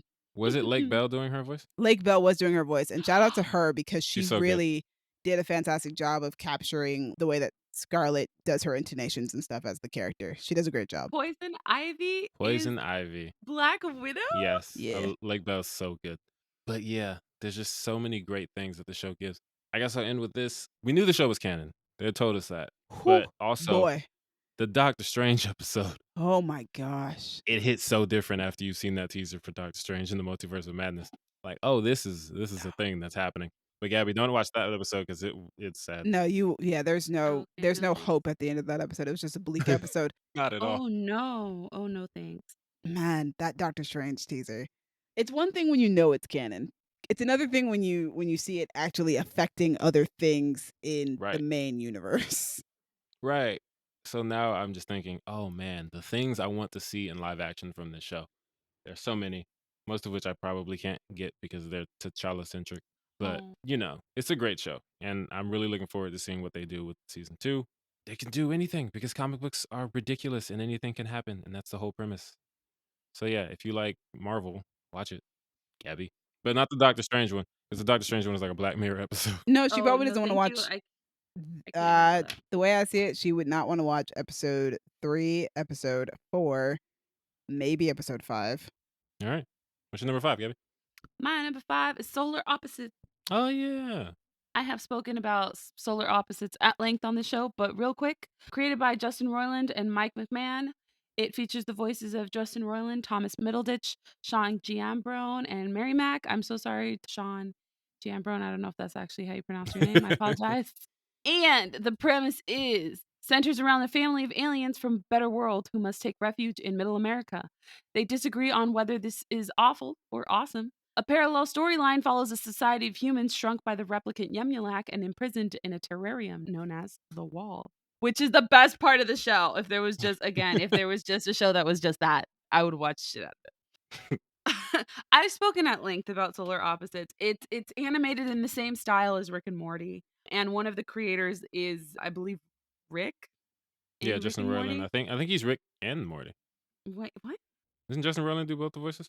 I don't know. Here, you Well, keep I'll talking about figure the it show. out. I'll look it up. Cool, great, great, great. And basically, it's hilarious. It's weird as hell, and it's not as bleak as Rick and Morty. There's a lot He more does like do both of the family. voices. Yeah, he voices both. Oh, okay. It's not as bleak as Rick and Morty. It is a lot more lighthearted and silly. It still has that sort of intense violence where it like almost goes a little bit too far. But Mm. because it's not as bleak, I'm okay with it. Because Rick and Morty, sometimes I'm like, ooh, I need a break. I can't marathon Rick and Morty, but I can marathon Solar Opposites. Gabby, you said something about intense violence. Demi, have you seen either of these shows, Rick and Morty or Solar Opposites? Nope. Okay, so I don't think you know his voice, but he was on Invincible, Justin Roiland. Hey, who does he play? He's in one episode. He's the really annoying drunk frat guy. I think the first one who Oh, gets turned yeah, into a yeah. cyborg. I think, Yeah, yeah, I that's remember Justin that. Roiland. And I remember I was like, that sounds like Justin, and it is. But Gabby, continue. Yay! So yeah, so like I can't binge Rick and Morty, but I can binge Solar Opposites. It's great. It's delightful. I've spoken about it at length, so I won't go on and on and on. But it's great. The pupa is adorable. The Wall, man. The freaking dynamics of the Wall. Wild as hell. Compelling. Oddly. Really great. Nice. My number 5 is Dexter New Blood. This is also the only show on my list that is not completed. Usually my rule is that I don't put a show on the list unless it completed that year. However, the last 2 episodes are airing in the first 2 weeks of 2022, so I just figured most of it's already been done in 2021. I'll just count it for that. The show was created by Clyde Phillips, and it stars Michael C. Hall, Jennifer Carpenter, Jack Alcott, Julia Jones, and Johnny Sequoia. Listen, when I go into a Marvel show, I expect it to be the most hyped, or a Star Wars show, I expect it to be the most hyped that I can get about a TV show. Just like a certain moment will be like, that got me super hyped. Oh my God. You know, that type of thing. Like how we were when we went to go see Spider-Man. Yeah. Right. That event in television happened for me while watching Dexter New Blood, and I did not expect it. It was the most hyped I was while watching a TV show, and it was episode 1 of the season. I'm a huge fan of the original series Dexter. The first 4 seasons are some of the best television you can watch. I rewatched those first 4 seasons this year. Absolutely fantastic. And one of the staples of the show is that Dexter has an inner monologue that you get to listen to so that you understand his process as a serial killer. For this show, it had a very different tone because we're no longer in Miami, so it feels a lot colder. And it started out without Dexter having a monologue. And so it was like, oh, this is really weird because we can't hear what Dexter's thinking. Oh, okay. But Dexter's, trying to be reformed. He's trying not to be a serial killer. And then we get 45 minutes in, and nothing made me more hyped than Dexter basically being like, okay, I'm back on my bullshit. And his inner monologue coming out. Yo! And I was just like, bro, oh my gosh, Dexter is back. I was like, I never expected me to be so hyped up about a show and it being about a serial killer. But it was so good. It's one of the best moments I've seen on television all year. I'm so happy that the original creator is back for Dexter because the show is back to the quality that it was initially. I love the kind of it's a little bit of a murder mystery when you're watching Dexter. Not because you're trying to solve that Dexter's murdered somebody, but because Dexter is typically trying to catch a serial killer, which means that he's solving a murder mystery in and of himself while trying to make sure the rest of the town doesn't realize that he's solving this murder mystery and is trying to push them away from the trail and away from his scent on top of that. In this continuation of the show, he's not a cop, but his girlfriend is, which had another moment that got me super hyped. His girlfriend found out that he's been lying about who he is and found out that he is considered dead in Miami and that the name that she's been calling him isn't his real name. So she knows that he's a forensic scientist, but she doesn't know he's a serial killer. But at the end of the most recent episode I saw, she finds a bunch of dead bodies in a cave, and she comes out of the cave and she calls him and she goes, "I don't need Jim Lindsay right now. I need Dexter Morgan." And I was like, "Oh, snap." I did not expect Dexter to get me so hyped up, but it did. And also his son is on the show as a teenager, and it's Oh clear my that God. he might be just as messed up as his father. And Well, I mean, the way his mama died? I was hoping that he would come out normal.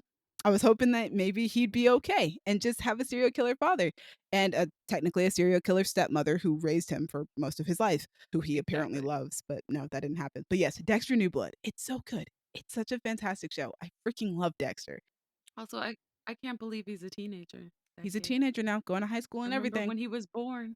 Right? To remember when he was born. Remember when he wasn't even thought of. Wild. But yeah, that's Dexter New Blood. Number 4, guys. Number 4. All right, my number Woo. 4 is Southside on HBO Max. Yo, let's talk about it. Have you seen it yet, Gabby? Season 2? No, I'm so sorry. Of course not. All right, I'm so Southside. sorry. Created by Bashir Salahuddin and Diallo Riddle, aka the geniuses behind German Showcase. Yo.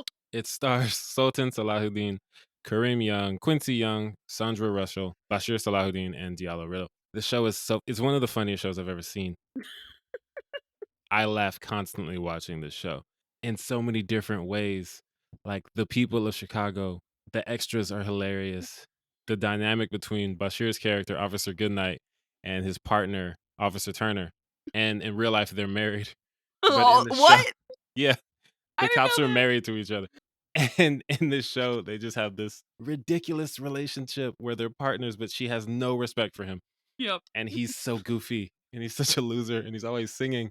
And he's so silly. And he gets caught doing the most out of pocket stuff to black people. He And does. it's always being filmed. Every time. But there's this. Okay, so they do an episode about clowns. You remember when clowns were popping up everywhere for no reason? 2006 happens- was a dark year, man. 2016, sorry. 2016, yeah. It happens again in the show. There's like clowns are back. And turns out Turner has a fear of clowns. So there are several times when she just kind of like leaves him in the lurch because she's afraid. So he has to like fight clowns by himself. It's ridiculous. Oh, God. And then turns out one of the clowns is someone that went to school with her. And, you know, she was not nice because she's not a nice person. Yeah, And all she's the clowns so are like in mean. a jail cell, like talking about her being mean, blah, blah, blah. And she's like, "Good night. Am I mean?" And he looks at her and he says, "I'm sorry." She's like, "Ha, is gravity real?" And it starts going off. And it's so funny. The clown. No, freaking her partner said that. Oh, She asked him. Is gravity real? Oh my God. But there's a couple of moments that are just so great to me. I want to point them out before I move on. Gabby, I don't know if you know, but Chicago has an Inglewood, just like California does. Except I they do spell it not with know an E. this. And there's a character who is very like, I'm from Inglewood. And is like repping it to the fullest. Yeah. There's like a political debate. And he's basically trying to, I think he's running for alderman. And he's like, yeah, you know, I'm from Inglewood, one of the people. I'm from the streets, blah, blah, blah. And he's running against a really likable, charismatic guy. But he tries to go dirty and like, you know, pull up some dirt on him. And the other guy, he reveals that Inglewood dude is from Inglewood, California. And he's like, this man waits in line at In-N-Out.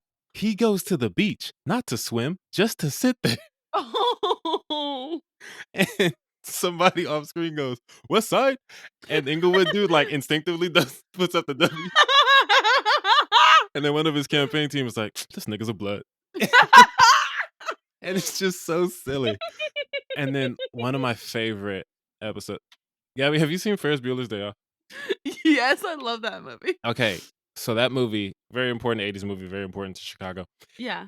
They do an episode called Turner and Brenda's Day Off. Officer Turner meets her friend Brenda, who's an actress, and they're on the set. They basically do the whole movie, but this whole episode is Ferris Bueller's Day Off. They recreate a bunch of different scenes. One of my favorite, the scene where Ferris is pretending to be like the Sausage King of Chicago or whatever. Yes. They do that with this club. They're trying to get into an exclusive club. And Turner has the lady who works at the rent-to-own place who has a son who plays basketball and wants to be in the science, but Yes. she wants him to stop doing school and just focus on basketball. Yeah. Yeah. They pull her from one of her jobs. So Yeah, she's 'cause like she has their, all those jobs. Yeah. Yeah, so she's like Sloane, I guess, in this situation, and they try to get into this exclusive club, and Turner always has her wigs, and she has one of her wigs that's like I don't know if bangs is the right word, but like kind of comes down here. Turner and her friend try to convince this dude at the door that she's Sia. Yes. She pulls down her wig over her eyes, and the dude says, Sia is Caucasian for one. And then the friend is like, they're still spreading those white lies.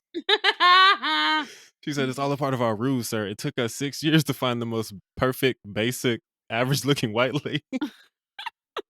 She said, do you listen to her music? That is the voice of a powerful, strong, soulful black woman. And then Turner starts crying like in Sia's voice. It's so silly. And she's like, and then they have the other woman Mhm. call off screen and pretend to be Sia's assistant. She's like, Sia's coming in. I need you to, prepare Mhm. everything for her. And she's like, okay, fine. And he's like, could you describe her for me? And she's like, okay, keep it on the low. But she's black. She's like, she's light skinned, but she's definitely black. And then he's like, oh my God. And he lets them in. And she's talking in Sia's voice. And she's like, we want wings. Lemon pepper. It's so stupid, but it's amazing. This show's fantastic. Oh, I gotta watch this. You I have gotta to watch watch season it. 2. I gotta watch season 2 because Yeah, it's season 1 amazing. had me dying. We need more Sherman Showcase too. We do. That show's coming back too. Can't wait. But yeah, that's Southside, number 4. Gabby, what's your Woo-woo. number 4? My number 4 is Mythic Quest. Hey, I'm so Yay. excited. Hey, woo woo. Okay, so created by Charlie Day, Megan Gantz, Rob McElhenney, starring Rob McElhenney, Ashley Birch, Jesse Ennis, Imani Hakim, David Hornsby, Charlotte Nickdow, Danny Pudi, and F. Murray Abraham. Let's go. What can I say except that this show's amazing? It's so good. I think you told me about this show. Yeah. Or at Either least like you had watched it before I watched it, because I heard about it, but No. I made you watch it. I was like, you have to watch this. right. And you had the Apple password, so I was like, let's Yeah. get it. Yep. Oh, Apple, if you're listening, I do have my own password now, so I'm not doing anything underhanded. Yeah, it's so good. Danny Pudi playing Brad. An I'm evil never gonna get person? over how well he plays that villain, but also how well they show that he's not completely heartless. I know, I love And they it. point out like moments where he'll do something from his point of view. It's like, oh, I did this because I own you now. You owe me. And then like the slow reveal that he kind of cares about people. And then Yes. Joe seeing that as weakness because she's a psychopath. Yup. Also, Joe just be Did you know that did you listen to the podcast? I've listened to all of Questy Besties. Okay, great. It's So, amazing. finding out from Questy Besties that they wrote the character of Joe for her after, Right. like, seeing her at the auditions, they're like, "She doesn't fit anything, but we'll make it work. But Like, we we'll need figure her it on the out." show. Yeah, We need to create a exactly. character for her. And And she's, she's like, so, a fan favorite now. right. And it's just like she's so sweet on Questy Besties, but Yes. Joe is such a terror. It's great. I know. They're Um, all so sweet on Questy Besties. They're really best It's friends. the most positive thing in the world. I love it. I know. I love it. It's the special they did, Everlight, like before season 2 started. And they got Yes. Anthony Hopkins to narrate. Yo. That's one of my favorite things is the running joke of Poppy not getting Ian's pop culture references. Like when they're talking about like, oh, they need someone to win. They want an underdog. They want Rudy. And she's like, Rudy, which department is he in? And he says, Rudy doesn't work here. I'm talking about the movie. And she just stares at him. But also, that's Charlotte Nickdow in real life. Of course. She's like, And she's like, I don't. But and then when David gets hurt, Ian is like, oh, he'll be fighting through an injury, which makes him the underdog. People will be rooting for him like he's Carrie Strug.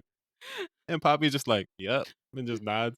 And he says, you have no idea who Carrie Strug is, do you? And she's like, I don't want to say. You get so mad. Is it a movie? He's like, Olympic gold medalist Carrie Strug was a national. He said, you know what? It doesn't matter. But also, that's how I felt because I love gymnastics and I know who she is. It's just funny because I was Poppy and I was like, is it a movie? I was And like, then- it is like Sherry Shrug. And then they bring it full circle when I can't remember who they're talking to. I think they're talking to David trying to pitch him or something. Either David or Brad. Ian so desperately wants her to say Carrie Strug. And he's like, yeah, you're going to do it. It'd be just like, and he points to Poppy and she says, Rudy. He's just like, fuck. It's so good. The comedy on this show is top tier. I love it. It's so good. It's just like this great we should probably preface it with what the show is about. I mean, we talked about it last year, I think, but Yeah. Mythic Quest is about the group of people that runs a video game company, and it's an MMORPG. In season 1, they had just launched their newest expansion pack. In season 2, they're in the process of creating their next expansion pack Mhm. and naming it, and Poppy has become co-creative director, Mhm. and turns out she's just as bad as Ian. Yeah. She's not nice. She's a She's terrible terrible. person, She's so and bad. I went from really rooting her in season 1 to like, "Damn, Poppy, It's like, "Oh, no. can you chill?" Oh, no, Poppy." She was so mean to Imani and Ashley's characters in, like, Everyone is. episode 2. I was like, "What the hell?" Oh, they're so mean to the testers. Ah, the testers. But, yeah, it's Ugh, a great show. It was my number 9 last year, and it moved up 1 spot to number 8, and but it's I'm my so number glad. 6. I think it was, like, number it was really high up on my list last year too, but I love this show. It was a surprise. Yeah, it's dope. To me, what's your number 4? Number 4 is The Witcher. Created Hey. by Yo! created by Sorry. Lauren Schmidt, starring Henry Cavill, Anya Chalotra, Freya Allen, Joey Beatty, Mimi Induini, I hope I pronounced her last name right, I probably didn't, and Eamon Farron. I'm just so happy that The Witcher is back, and now I'm probably gonna have to wait another, hopefully just a year this time. I do not wanna have to wait another 2 years for a new season, especially with the Yeah. way that this season ended. So, I accidentally spoiled the ending of the show for myself, not because the show had come out, but, like, a few weeks before it released, I went looking for Witcher information and discovered things that I shouldn't have. I discovered that Dooney is a mirror, and I was like, "Is that gonna be a thing that happens on the show? Are we bringing that around at some point?" And it did, and that was, like, the end of the season reveal, and I was like, "What? Oh, that is the direction we're going." But I'm just so happy to have our Witcher family back. I'm happy that the Witcher family is finally together. They spent the entirety of season 2 kind of bringing Ciri and Geralt and Yennefer together for the Mhm. first time, actually. Yeah. Watching Geralt be a father all season warms my heart. It is all I want in life. Watching Yen also be a motherly figure to Ciri, also loved that. Everything about it, fantastic. Love to see Mhm. Yen trying to teach somebody else magic and seeing that that fulfills her in a way that having power never has. Yeah. It was a little weird at first getting used to the chronological order of things. I loved that. I missed jumping around timelines. I totally did. I loved jumping around timelines, but it was fine. I was like, "Okay, we're chronological now." I feel like that was really important for last season to establish They needed it last season. they really did to establish Geralt and Yennefer's ages, Well, they needed it to establish Yennefer and Ciri at all because Yennefer and Ciri aren't in those books. but they are in the video games. But their backstories aren't in the books. It's Geralt for most of these short stories that they're telling in the first Yeah. season. So they had to give Yen and Ciri a backstory because they're important to the story. Yeah. So season 1 was a lot of just setup, which I think pays off in season 2. Yeah. I feel like it's also really necessary to jump around with time when it comes to Yennefer and Geralt to really stress how old they are. They're Because so old. yeah, They're because both like like how else I 70 mean, something. yeah, it's like one thing for you to tell me how old somebody is and an entirely different thing to show me, right? So you have all these characters that were either like children earlier that are now adults, fully functioning, or you have just like um what's his name? The toss a coin to your Witcher man. Yaskier? How Yeah, dare you Jaskier. forget Sorry, Yaskier's because in the name? video game he's Dandelion, so I Yeah. forget. So like it's important to show like you can even show aging with Jaskier, right? Like he's super young the first time and the next time he's got more wrinkles. Like I mean, Yennefer says that he has crow's feet, but that was one of the things that they didn't do first season was address the fact that he was not aging the way that he should have been. whoops. I felt like he was, but maybe it could have been more obvious. When you consider how old Yen and Geralt are in comparison, Geralt's like timeline only showed like 50 years versus like Yen's was shown like 80 or something, right? Geralt's shows enough that Ciri's grandmother was a teenager in the first Okay. episode of The Witcher. But yeah, it's a lot of stuff. I loved Yaskir's introduction this season. It was so good to have Yen down below this bar and wanted. She can't really show herself or else she'll be arrested. And for her to be like, who is the sandpiper? Who's leading us out of here? And who's taking us to basically freedom? And then you hear the singing and you see the expression of relief on Yen's face that it's She's like, "Oh my Jaskier. god, I know this motherfucker." And it's like but it's like the same sensation that we all feel in that moment that it's Jaskier. He's Jaskier's here. here. Also, Burn Butcher Burn is a banger. There is one lyric that I sing consistently because it's the best lyric in the entire song. Oh, at the end of my days when I'm through, no word that I've written will ring quite as true as burn. I'm just like, yo, why are you so good? Why is this song so good? It's like nothing's ever They gonna be needed a toss a banger. nothing's ever gonna be toss a coin to your Witcher, but Burn No. Butcher Burn is like the perfect concert encore, and I love it so much. I loved seeing Yen powerless all season. It was nice to see her brought to a point of such desperation after years of being so powerful. And like I said, I had a great time watching Geralt be a dad for a whole season. I loved seeing Kaer Yeah. Morhen and seeing like Witcher training. I loved Triss this season. I was so glad that a lot of the supporting characters from the first season got a lot more screen time. So Triss, Istrid, Well, especially because Triss is Geralt's other love interest in the video game. yeah, and they So definitely reference that a little bit this season. But yeah. So like it's good to it's gonna be Yen. It is I so mean, yeah, clear. He's so in love with Yen. Yen is endgame, but Triss, she has her moment. Yeah. But oh god, I can't believe that they referenced the unicorn. I was so excited when they referenced the unicorn. Do you not The unicorn. you don't know about the stuffed unicorn? No. What? There was the episode where Yen and Geralt and Ciri are all talking. Ciri's like, "Are you telling me that unicorns are real?" And Yennefer's like, "Yeah, I used to have a stuffed one until it broke under mysterious circumstances." It's a canon thing in either the books or the video games or both that Yennefer has a stuffed unicorn and her kink is having sex on it, and she and Geralt broke it. So when she said that it broke under mysterious circumstances, she gives Geralt a very pointed look. They broke a stuffed unicorn? Well, okay, so it It's was like a a horse. taxidermied They were having unicorn. sex on a horse. Oh, stuffs like that. Yeah. Yeah, like Okay, not like a big stuffed No, animal. no, not like a big stuffed animal, like a taxidermied unicorn. Got it. yeah. That's worse? Yeah, it's Yeah. worse. I Yeah, just that's couldn't worse. believe that they referenced it, and I was so excited about it. It was like my favorite reference of the season. I was just glad to see them as a small little family because Yeah. Especially at the end. yes, I was really looking forward to that last season, and then the season started just going a lot slower, and I was like, "Oh, I guess I'll have to wait." Because that's the part of the I mean, apparently in the video games, they family up pretty quickly, and they adventure like that for a while. So, I was like, "Yay! Yen's gonna get her daughter, and Geralt's gonna get to not be alone all the time anymore." Also, Anya Chalotra looks so much younger in this season because they're not giving her, like, the harsh black eye makeup this season. I was like, "Why does she look so Anya looks like a baby this season." I'm like, "Oh, because you're clean-faced this You year." cleaned her up. Yeah. The last thing I wanna say about the show is that the first season, they sprinkled a lot of political stuff in the background, and this season really paid off all that political intrigue that was happening. We're finally getting into, like, Mm. political wars and different kingdoms teaming up together and, like, racism against elves, like, becoming a thing, and elves trying to rise up against their oppression, and different allegiances being put together, and all this in the background of the story of Geralt and Yennefer and Ciri. So I'm very excited to see where season 3 goes. But yeah, that's The Witcher. That's my number 4. Woo! Top 3, guys. Let's try and get through these as quickly as possible. Yeah, I'm tired. It's almost midnight. Top 3. Number 3, Ted Lasso on Apple TV+. Ooh, skip. I figured. Moving on. Gabby, what's your number 3? Number 3 is WandaVision. Skip. Oh, wow. Oh, Ooh. wow. I feel like I'm about to get skipped. My number 3 is Blind Spotting.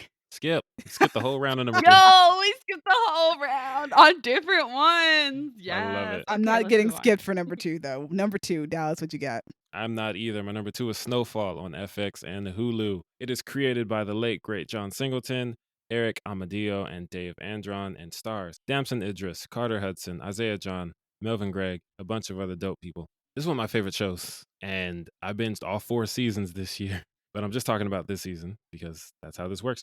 I don't know if you guys know who Melvin Gregg is. I do actually know who Melvin Gregg is, mostly Yeah. because I end up having to put him in a lot of the pitch decks that I work on for other Interesting. writers. Yeah, he was like on Vine. Remember when Vine was the thing? Oh, I remember him. Yeah, he was like one of the like Victor Pope, King Batch, all of those guys. Yeah. And now he's a major antagonist on one of the best shows on TV, and it's crazy to me Holy smokes. because he's really good. Like I saw him, and the first time I saw he popped up in season 3, and I saw him, and I thought, what's he doing here? But by season 4, he's like the major antagonist. And I thought, oh my God, this dude is killing it. For those who don't know, the show's about crack. Snowfall is a show about the crack epidemic in LA in the 80s when the government was being extra trash and using crack as a means to fund a war in another country that, they was in other people's business. It's a whole thing. Read the history books or something. Anyway, this show's about that. And our protagonist, Franklin Saint, gets into the drug game, kind of just being, he doesn't want to fall victim to the system. He wants to be above it. He wants to make it work for him, blah, blah, blah. And you kind of see him change from this idealistic, smart kid to a ruthless drug lord. And it's a lot. The show is good at pitting him against people we want him to win against. So by season 4, Franklin is pretty much a villain. I can't really root for him in good conscience because I'm one of the people on this podcast who does not typically enjoy terrible people. But he just, It's not that we enjoy terrible people, we enjoy the exploration of why they do the terrible things that they do. I Yeah. didn't say anybody's name, but But he we all just, knew who you were talking You know, about. you're talking about you, me, and to I me. could have Like been Like, talking about Colin. you weren't you looking weren't at though, us. because we talk about Gabby, I've this been all looking the at you all time. day. Like, how many times in recent months have we referenced the fact that me and Gabby like morally gray characters? Yeah, morally Probably gray. a lot. Hella. Hella. That's why Black Widow's my favorite superhero. Fair. That's why I like Deadpool. I like him because he's funny, but also that's cool too. And bang bang. But yeah, the show is good at pitting him against people who are worse. You're choosing the lesser evil. Exactly. The devil you know, as they say. Mhm. But yeah, they continue to make it hit with the drama. Like there are emotional moments. Franklin's best friend gets in a shootout and accidentally kills a little girl because the people in the other car, for some reason, started a shootout while they had a little girl in the car with them because they're idiots. And you can just see how it affects him through the rest of the season. And there's a really powerful scene when Franklin's mom goes to visit Leon because he's in hiding and he can't really be out in the streets because they'll Because he killed a little girl. cap him. And he can't be caught by the cops. He can't be caught by the ops. Ops means opposition, enemies in street terms. Because that little girl's mom becomes a whole villain, like for the rest of the show. She's the antagonist we need to worry about. She's putting out hits on him. She's putting like money in the streets, like, yo, somebody bring me Leon. Kill him. I don't care. I want this nigga dead. I And mean, oh yeah, I get it. But it's just interesting to see that transition. But yeah, there's a scene when Franklin goes to talk to Leon and she's braiding his hair. He's like sitting on the floor getting his hair braided, as we as black people do. Not me, I've never had my hair braided, but I have. I know. Exactly. You know the culture. I've had my hair braided. Oh, Gabby, get your cornrows back. Oh God. Keep going. And like he just breaks down and starts crying in the scene. You just feel so real. We all just need that older black woman to come to us in our time of need. They get it. The show is great. It's full of great characters. I don't have a lot else to say. It's just a really dope show. Shout out to Snowfall. And shout out to them not messing it up in John Singleton's absence because a lot of people were worried, when you have a showrunner and a creator who passes away or leaves a show for other reasons and you keep it going, there's always that, are you going to mess it up? And they haven't. Fingers crossed it stays dope. I recommend it if you like crime, I guess. Moving on. Crime Number 2, dramas, Gabby. maybe? Or crime. Okay. Crime dramas. Crime. Gabby, what's your number 2? Drugs. My number 2 is Brooklyn Nine-Nine. Now, this year was Brooklyn Nine-Nine's final season. The show's over, so I had to put it on my list. Brooklyn Nine-Nine's like my favorite comedy, probably of all time, comedy show of all time. Just so silly. I laugh out loud, like cackle at Brooklyn Nine-Nine. Just like It is very silly. Andy Samberg's delivery and like just like certain circumstances, and it's just ridiculous. It's a ridiculous, hilarious show. This year they were tasked with like talking about how horrible cops are because they're a comedy show about cops. Yeah. I feel like they did a solid job. Like they acknowledged that police are trash and then they then they ACAB? tried to yeah. This show's hilarious and I love it. And this is the last time I'm going to get to talk about it in this way because it's over. I feel like we got a really great send off. A couple years ago, the show was canceled. It was canceled on a cliffhanger, too, but it was saved by NBC. And then this time around, I know if they wanted to continue, NBC certainly would have let them, but they went out on their own terms. We got some really, really great episodes. I loved it so much. They were releasing like 2 episodes a week. Yeah, it was very fast. Yeah, it was. They were just like, get it out, get it out. I savored it. I really did. I watched them really slow. I loved it so much. God, I love this show so much. I'm really sad it's over. I'm really sad that I don't get any more new episodes. But I do love that the cast and the crew got to finish on their own terms. I'm really glad NBC brought it back a few years ago. I just love 9-9. I don't know what else to say other than there's 8 seasons of this show. You should check it out. It is absolutely laugh out loud funny. The last season was a little bit more serious, but still hilarious. God, we got to see Andre Brower, who is like a Shakespearean level, classically trained, dramatic actor, be freaking fracking hilarious. And I think that's a miracle in and of itself. Yeah, Brooklyn Nine-Nine. Oh, wait, I didn't give any credits. Oh, I yeah. feel like I don't have to, but like really quick, let me just give the credits. Brooklyn Nine-Nine, starring Andy Samberg, Melissa Fumero, Stephanie Beatriz, Terry Crews, Andre Brower, Joe Trulios, Chelsea Peretti, Dirk Blocker, and Joel Kinnaman, with occasional appearances by Mark Evan Jackson, Craig Robinson, and Jason Mantzoukas. It was created by Dan Gore and Michael Schur. You say Joel Kinnaman? Hmm? You say Joel Kinnaman? That is what she said, No. yes. Wait, did I? Yeah. Yeah. Oh, sorry. Joel McKinnon. I was like, Rick Flag? When was he in Brooklyn I'm Nine-Nine? so sorry. Dirk Blocker, Joel McKinnon, Got it. Miller. Got it. Okay. Yeah. Okay, speaking of shows that have ended, my number 2 is Castlevania, which I discussed in episode 119. Mm. The show was created by Warren Ellis and it stars Richard Armitage, James Callis, Alejandro Reynoso, Theo James, and I want to apologize in advance for butchering this man's name, Adetokunbo McCormick, I believe is how you pronounce his last name. Castlevania, based off of the video game. It's only 4 seasons and it had its 4th and final season this year. The reason the show is my number 2 is because I was extremely heartbroken that the show was ending. And I was like, I don't want it to end. It's a great show, especially since the first season is only 4 episodes, so it might as well just be 3 seasons. And I was just like, I don't want it to end. I love these characters so much. I love the conflicts that they get into. I want them to stay. I love the vampires. I love the monsters. I love it all. The end of the show was so good that I was like, I'm okay with it ending. Don't ever touch the show ever again. It's perfect. Nice. And it's very rare that I feel that way about the ending of a show. I felt that way about Killjoys because one of the things that I've grown to hate recently is having tragic heroic characters and having your way of ending their story be to kill them. It sucks. They've already lived a tragic life. The most radical thing that you could possibly do for these characters is to let them live happily ever after because they've already lived a tragic life. And that's why I hate Natasha's ending so much, because she's already lived a tragic life. She shouldn't have to die. Anyway, this show, I thought that they were going to do the thing I hate, which is to kill the tragic character, because Trevor Belmont comes from a family of vampire hunters, but his entire family is dead. It's just him. And we've known that throughout the entirety of the show. And he falls in love with Sypha, who is their magic companion that they've got. She's amazing. She's incredibly intelligent. And he becomes best friends with Alucard, who is Dracula's son. Mm. He has the big boss battle at the end of the show. He dies. Like, that's it. We're like, oh my gosh, he's dead. That's the end of the show, is he's dead. And now Sypha is alive, but she's pregnant with his child. Alucard is here living at his family's manor and is starting a new village with people who he saved. He's going to help take care of Sypha. And then at the last minute, they reveal to us that Trevor Belmont is still alive. And it's just like, yes, he's going to get to live a happy life with Sypha and his best friend and his kid. Oh my gosh, I was so emotional and I was so happy, and I was just like, don't touch the show. I know that I was disappointed that it was ending, but no, I'm not anymore. Just don't touch it. And so yeah, it's my number 2 show because it gave me the perfect ending. It gave me what I didn't know that I wanted. But yeah, I highly recommend Castlevania. It is so good. There are 4 seasons. They're all super short, and it's on Netflix, and it's one of my favorite shows on Netflix. And I'm kind of sad that it's over, but also, like I said, don't touch it because that ending was absolutely perfect. So that leads us to our number 1s. But before we do that, I have to read Colin's top 10 list. Yes. So Colin's top 10. Number 10, Blind Spotting. Number 9, The Wheel of Time, a show that I also love.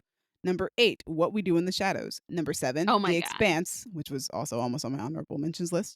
Number 6, Shadow and Bone. Number 5, Arcane. Number 4, Midnight Mass. Number 3, Misfits in Magic, which is freaking awesome, by the way.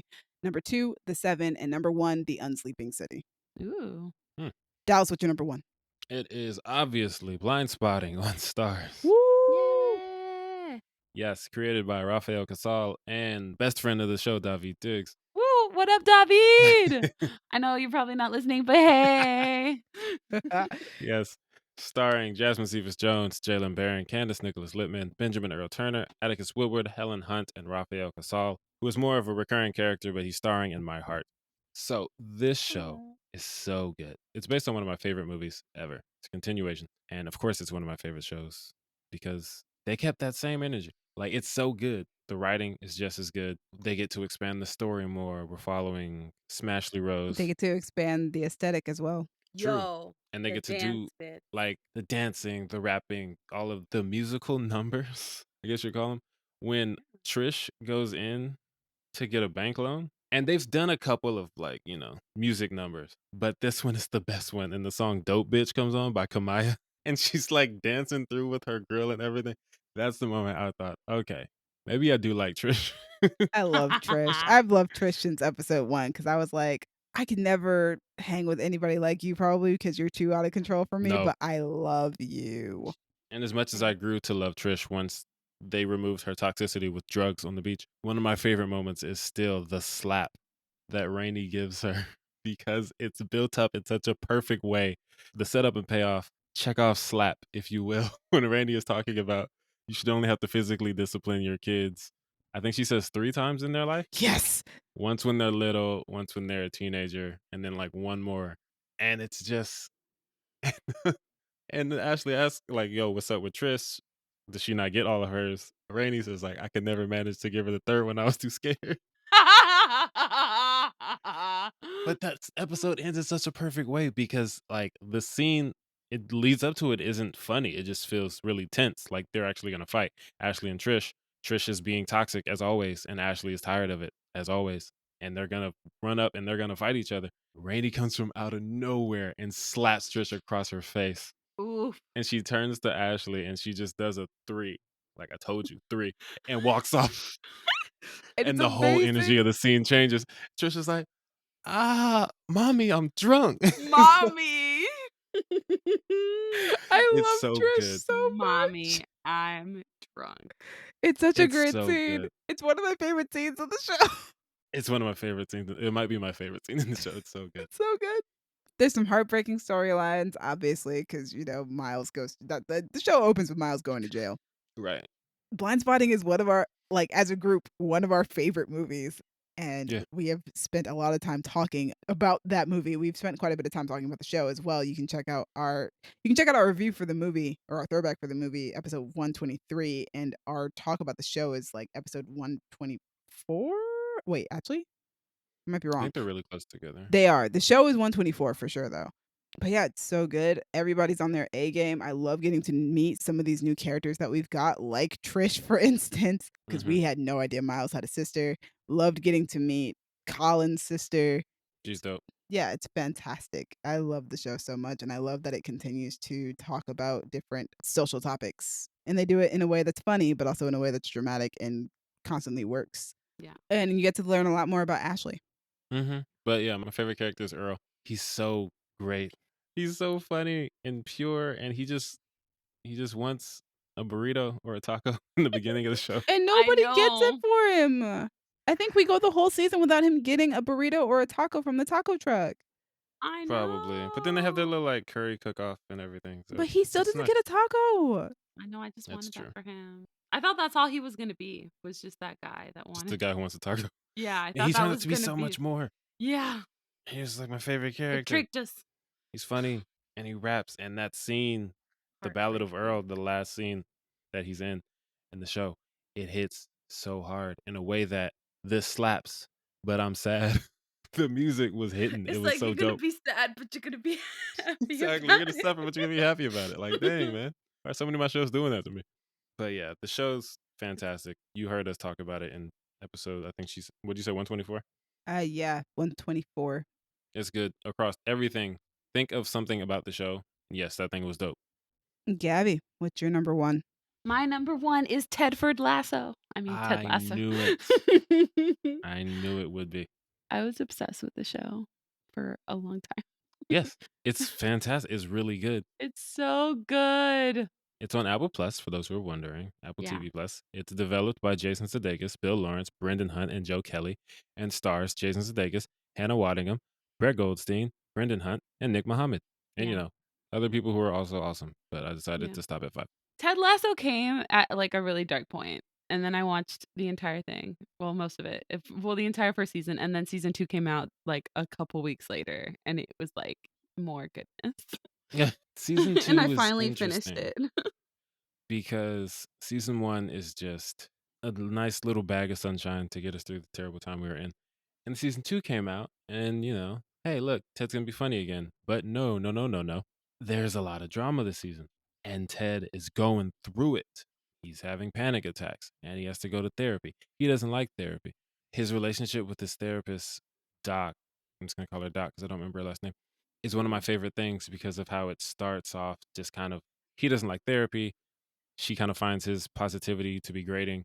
Or, like, she knows that it's just something that he puts on, or, like, Yeah, and he kind of gets a on her setup. nerves, but, like, they grow to become really close friends. One of the things that hurt me to see is when he lashes out at her, like, the first time, and he talks about, like, "This is all BS, like, you're only here because you get paid to do it, you don't really care about me, you charge by the hour for 50-minute sessions," goes off on her, leaves, slams the door. I'm like, "No, that's not our Ted, what's happening?" But And then he's not a quitter. He comes back. He doesn't want to leave anything like that. He talks to her again, and she asks him, which is something that it's so simple but also so powerful because I didn't think of that. She says, "Ted, would you do your job for free?" And he says, "Yes, I love my job." And she says, "But do you do your job for free?" And he says, "No." And she says, "Exactly. Like the fact that I get paid to do this doesn't mean that I care any less about what I'm doing. This is what I do for a living. You love to coach, you still get paid for it. That doesn't mean that you don't care about these players." And Ted, in perfect Ted Lasso fashion, just says, "Well, consider me dunked on." Yes. I love Ted. He's so Yeah. good, and any pain that he feels hurts me to my soul. But I also want to talk Yeah. about Rebecca because I have a sneaking suspicion that we're not going to get to Hannah Waddingham in our actors list. And she's so good. She is, she's amazing. She's so good. And And she's so, like, happy this season. Like, we have right, a moment where she's, like, upset, but, like, last season, she was, like, the villain, and this season is just, like, no, she's part of the team, and she's living a great time, right. And she has and her young best friend, Keely. she's so happy, and I love seeing Rebecca happy, and she's playing it so well, and she's, like, the fearless boss, and Right. And she just wants some young dick, which. she didn't know, okay, No, she didn't know. and then they fell in love, okay, and I then they met, still and she tried to do right, I okay, have issues with that but storyline, but he they did it in the insisted. best way possible, I say They that. did. Hannah Waddingham's fantastic. Yeah. I love the way that she plays Rebecca. Even when she was the de facto antagonist in season 1, I couldn't dislike her because she's great. Mhm. The show's just so good. It's so good. Oh, Roy and Kent. let's talk about, yes, my favorite. Roy Kent's amazing. He's my absolute favorite. Brett Goldstein plays him so well. Yeah. Even though, like, Brett Goldstein is not Roy Kent, but also Brett Goldstein is Roy Kent. Yes, Roy Kent's amazing, but the character who I was certain I would hate forever, who I love now, is Jamie. Jamie Tart. They completely changed He's so Jamie good in Tart season 2. around. He's amazing. But, like, what I like about it is, like, it's not like it came out of nowhere. It's Right, character you growth. see it. It's Right. just growth.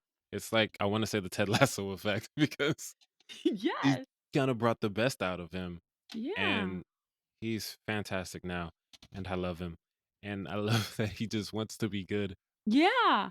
His relationship with Roy is that Roy still hates him because he can't make himself not hate Jamie. But he loves him. He's trying his best, like, Yeah. when Jamie's being too nice and Roy is like, "You gotta be a prick Yeah. because we need you to play the way you normally do," and he's like, Yeah. "So you're saying I get to be a prick?" And Roy's like, "No." And he says, like, "I'll give you a signal." Yes, and then the signal's amazing. And then when they do it, like, he just does it so perfect because perfectly switches back to being Yeah. his old self enough Mhm. to win the game. Yep.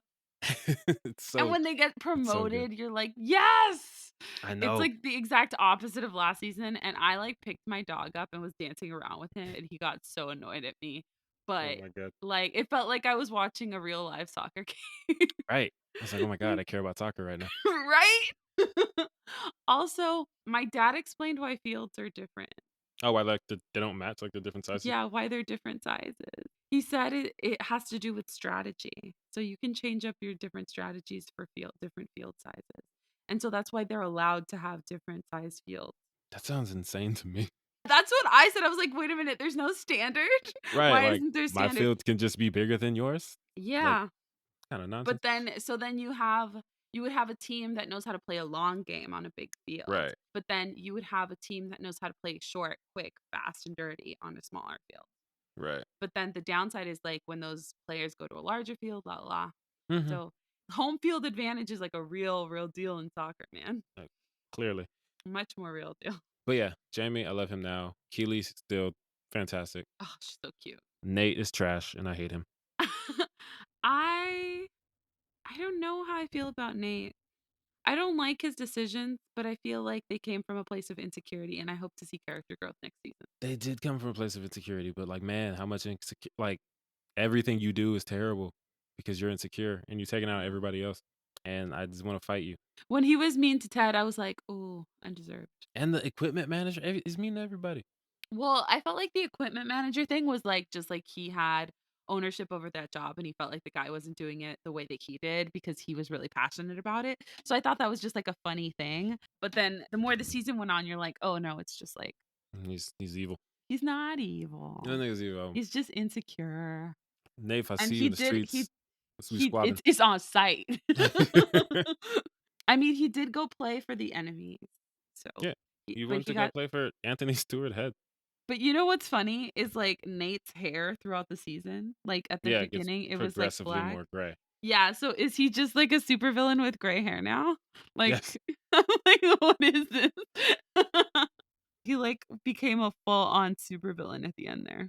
but yeah, the show's great. Ted Lasso's fantastic.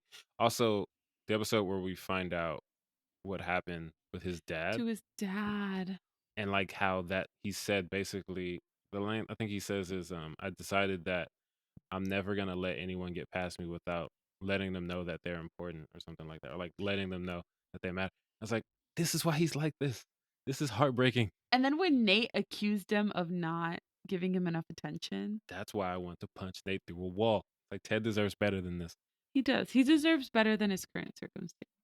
But yeah, it's I a feel like fantastic show. yeah, I feel like he's really lonely right now, and I want him to not be so much anymore.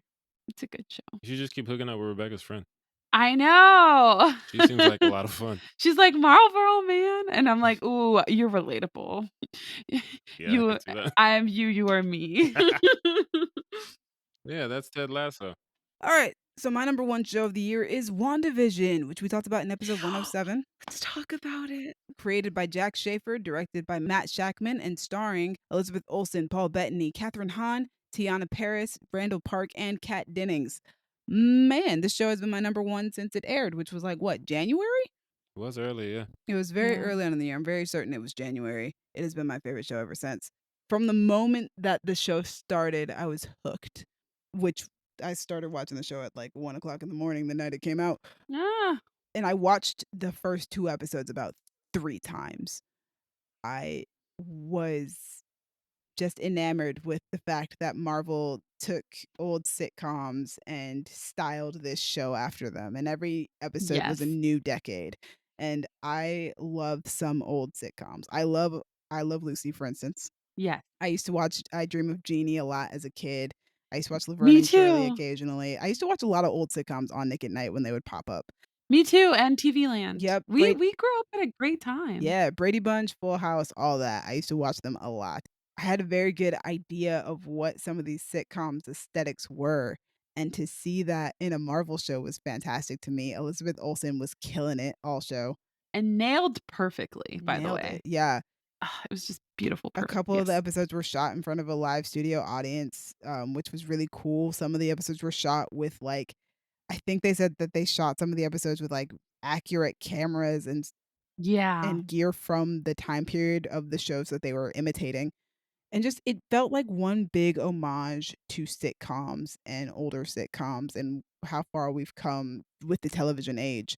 And on top of that, it reminded me of how much I love Scarlet Witch. I think Scarlet Witch is so cool. And I think Elizabeth Olsen, this is her best performance as the Scarlet Witch. It's the first time we've ever really given Wanda a lot of attention and the show deals a Yeah. lot with her grief, and it handles her grief so very well, which is why I can't be really upset with her or angry with her by the time that we end the show, because while what she did was awful and terrible, Yeah. she herself is also going through something incredibly awful and traumatizing, Yeah. and She was just trying to process. for quite a bit of it, she doesn't realize what she's doing. Yeah.